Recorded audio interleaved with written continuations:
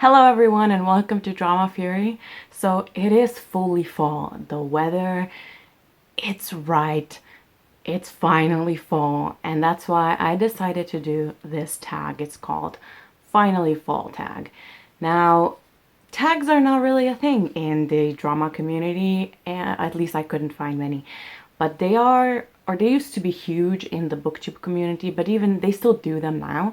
So I decided to take a booktube or a book tag, and I changed the questions to fit the dramas, and I omitted I think one or two because I just couldn't turn them around in a way that they would fit dramas. But yeah, hopefully you grab a mug with your favorite tea or coffee or whatever you like to drink, and let's dive into the questions.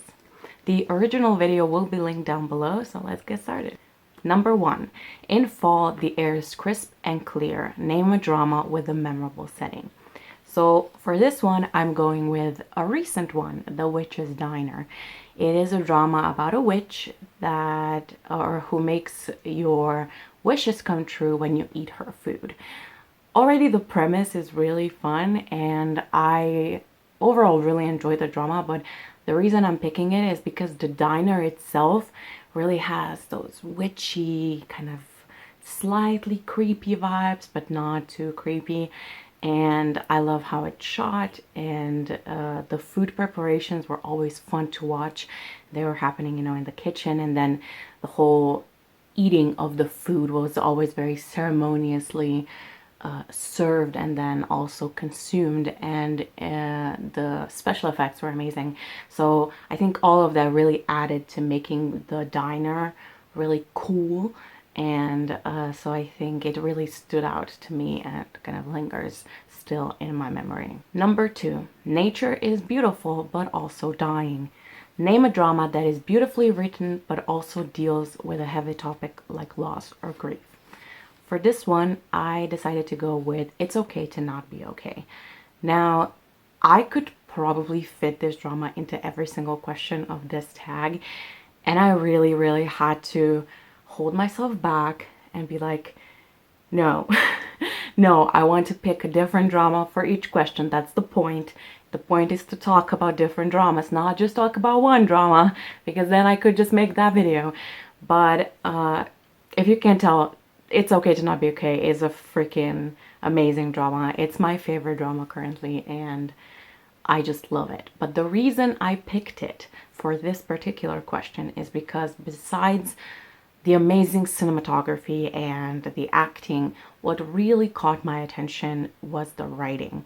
I think the drama itself is masterfully written, and I especially loved the incorporation of the fairy tales into every episode, and just how slowly and realistically the characters developed and how they stumbled. And I absolutely love the writing of this drama.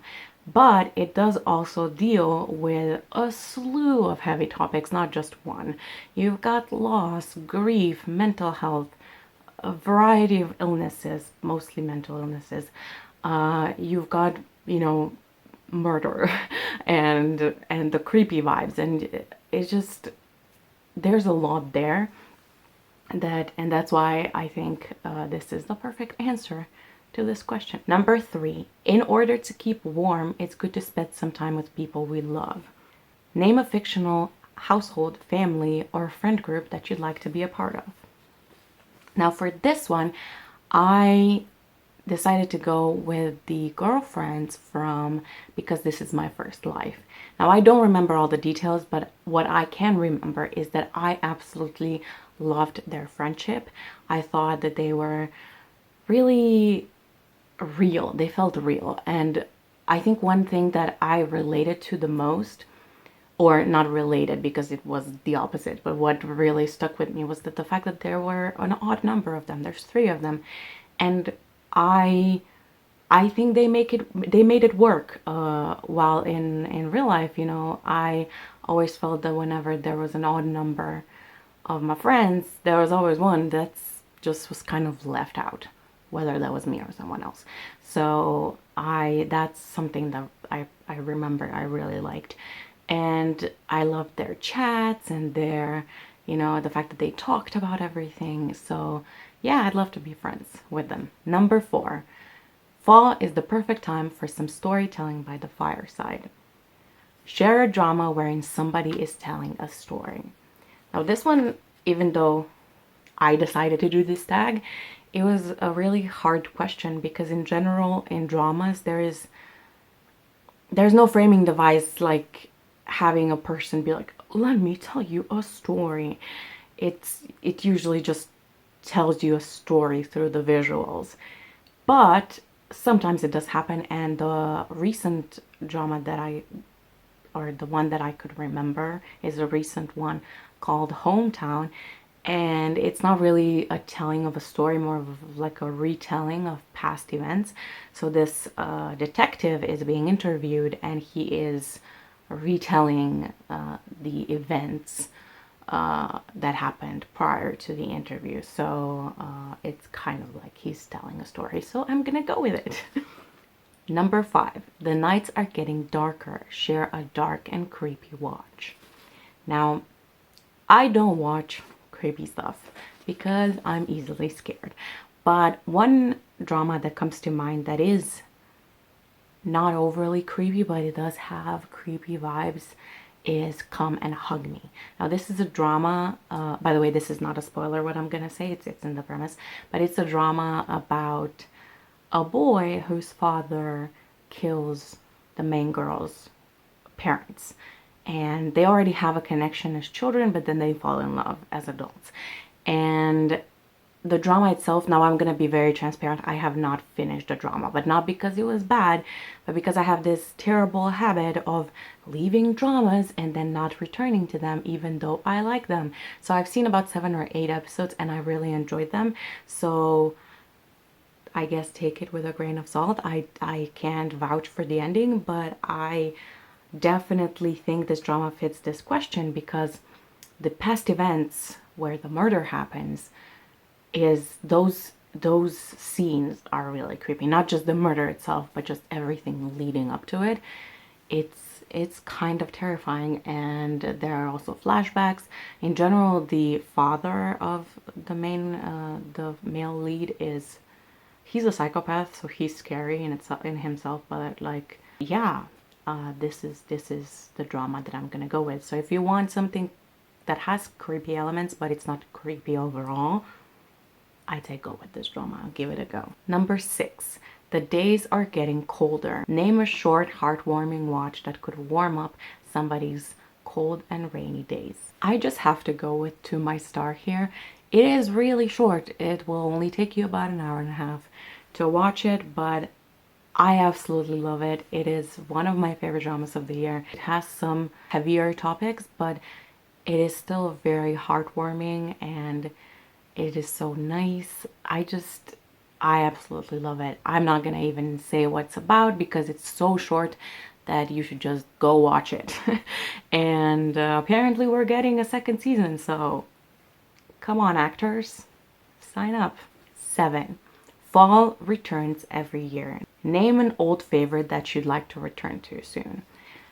I have actually been thinking about rewatching some of my favorite dramas recently because I am not a rewatcher. I will sometimes go and watch certain scenes, but there's only a handful of dramas that I've ever rewatched in my whole life. So I think it would be fun to go back and revisit some of the older favorites. Not to see if they're still favorites, because I do believe in the, something being your favorite is because you were in the right mood.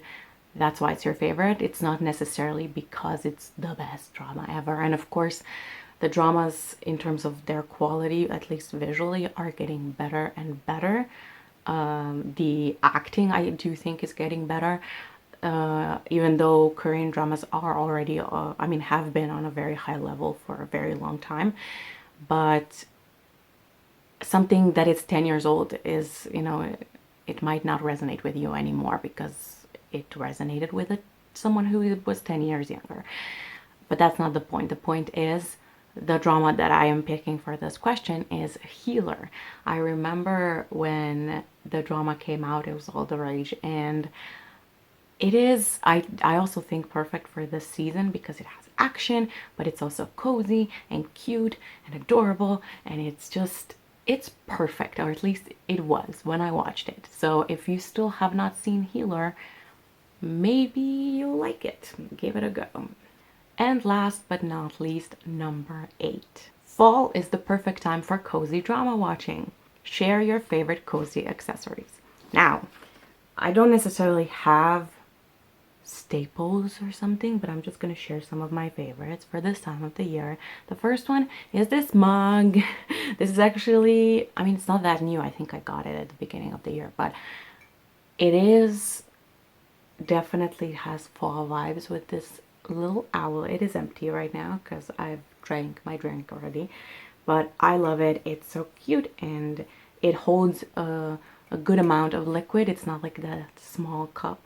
So yeah, I love this. I in general really love themed cups. I wish I had one with like leaves and stuff, but I was only able to find them on the internet, and I am not spending a ridiculous amount of money to ship a mug to me. So it's gonna have to wait. But the next thing is a onesie. So I have this onesie, and I had never had a onesie before. What was it, last year that I bought it? And I love it. It's perfect for this time because we're still not heating. We don't have the heaters on. So it is still kind of chilly in the house, but it's not so cold. And this is perfect. I just love it. I put it on and I have it on the whole day. I don't sleep in it. I mean, sometimes I sleep in it, but I just wear it like a regular, you know, a regular what? I just wear it around the house. That's what I wanted to say. And a third thing is tea. I love tea.